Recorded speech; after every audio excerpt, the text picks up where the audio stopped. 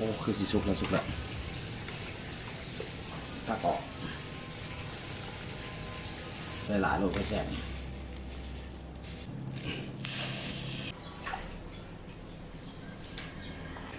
นี่ผักนี่มีผักขมผักตำมักบวบน้อยดอกบวบลงสมอลวกเลย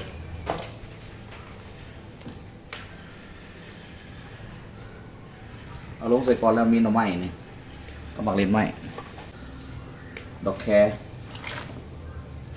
โอ้หลายขนาดเลยสำหรับปีพักข้าหมออัดก่อน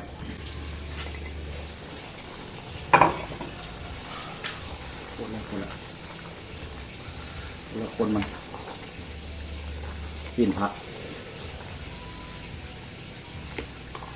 โอ้คือสิสุกแล้ว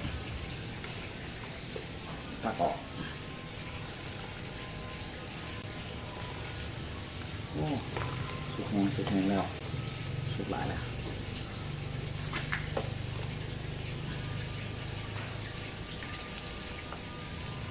บวกอยู่สุก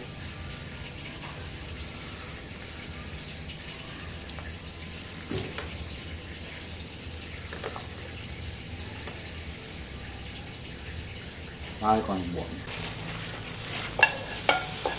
ตัวเพชรเป็นพวกขัวงากับตะปบเพชรลอยออกครับเจอหลายโลก็แซ่บนี่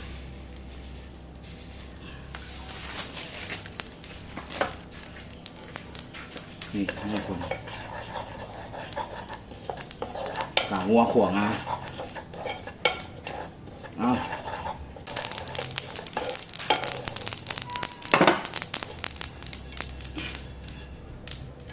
บ้า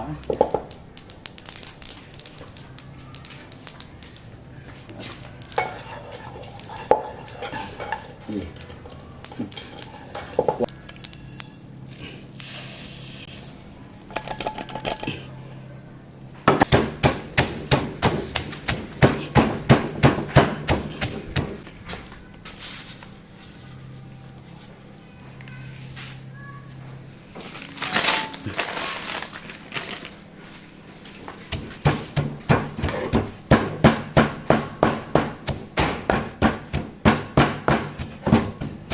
หอมงา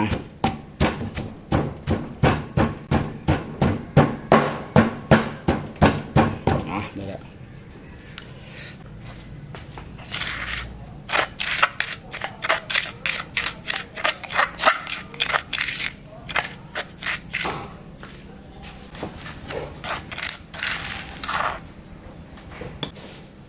ขิงเผาขิงกี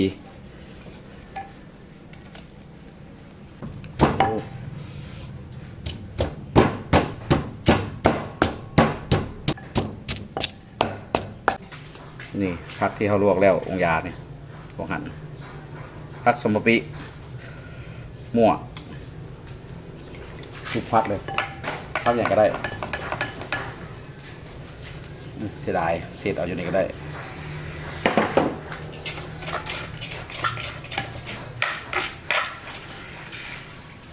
ขิง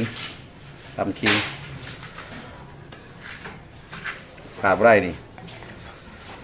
บะเพ็ดครับอันงาใส่ลง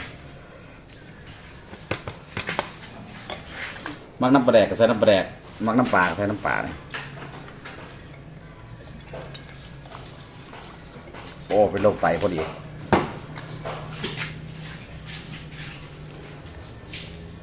สาวนี่